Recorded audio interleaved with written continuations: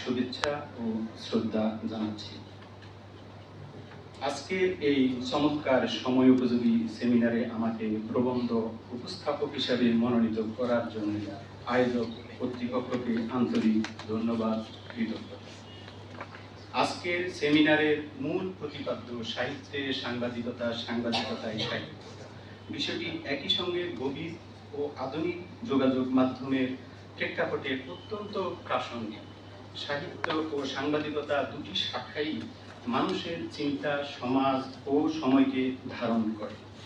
একদিকে সাহিত্যের কল্পনা ও নান্দনিকতা, অন্যদিকে সাংবাদিকতার বস্তুনিষ্ঠতা, তাৎক্ষণিকতা।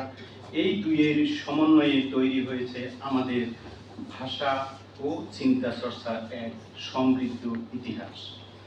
আজকের এই উপস্থাপনায় আমি সাহিত্য ও সাংবাদিকতার এই পারস্পরিক লেনদেন, ঐতিহাসিক বিবর্তন ও বর্তমান যুগে উভয়ের মিথস্ক্রিয়া নিয়ে সংক্ষিপ্ত আলোকপাত করার চেষ্টা করব।